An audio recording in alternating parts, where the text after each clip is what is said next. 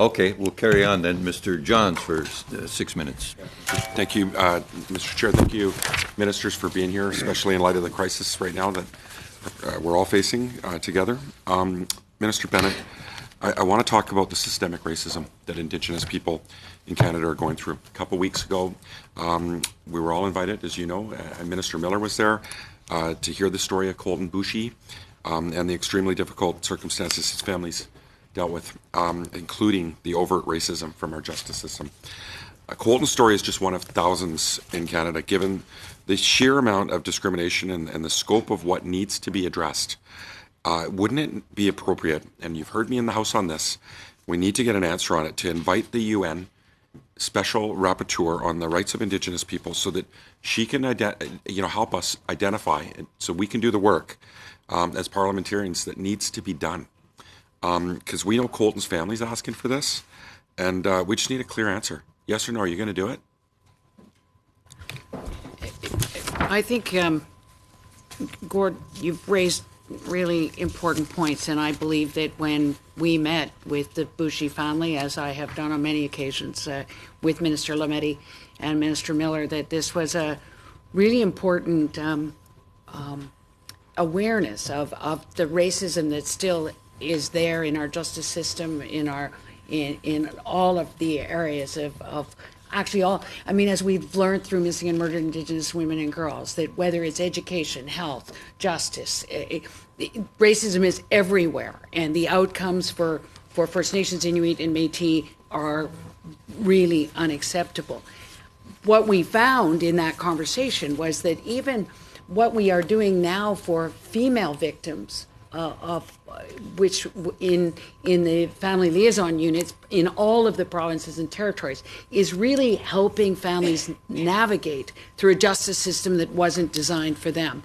And so it was very interesting to realize that, of course, if the victim is a male, there isn't that kind of supports and services. And so we became very open to having a look at how can we provide that kind of support for those families. I wish I had more than 7 minutes, because we could have a long conversation on this. What's the resistance in terms of having the UN Special Rapporteur come?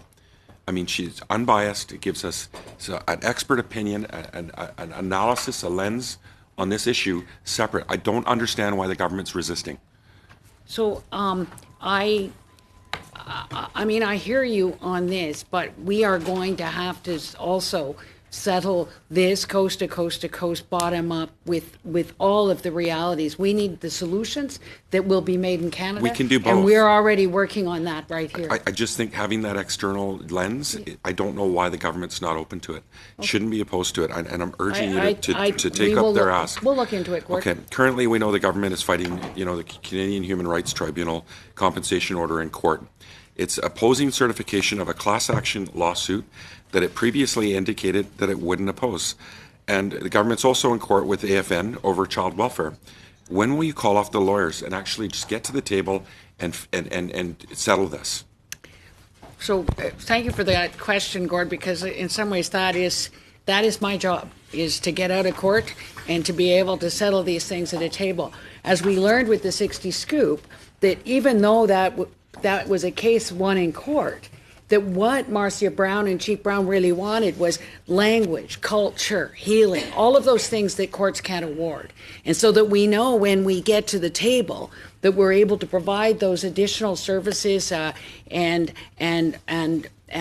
that kind of support for the victims. And we hope that we will, as you know, the government is committed to make sure that all children harmed by the system will be compensated, but we also want to make sure that all the other things they need to have a secure personal cultural identity will also be in place.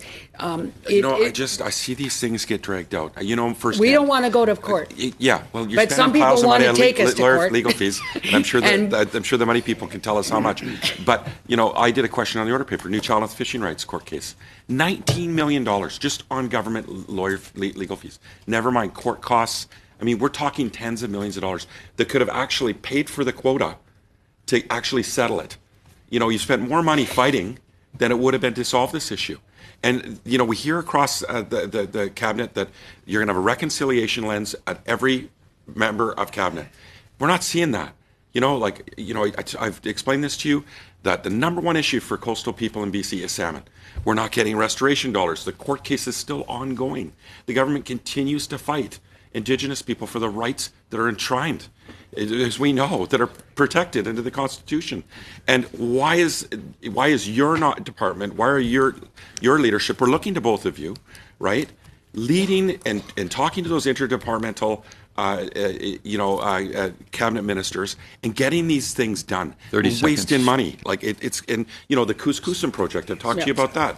You know, reconciliation is dying here on the ground. So you know, I agree with you, and I think my colleague will talk a little bit about the North and the DFO, but we agree this has to be a whole of government solution, and our deputy now chairs a deputy minister's oversight committee on treaty implementation, where all the deputy ministers come to the table, and we are seeing that we're making some progress there. But there's no question, Gord, that fish is probably my toughest. we need your help. We yeah. need your help. Okay, thanks.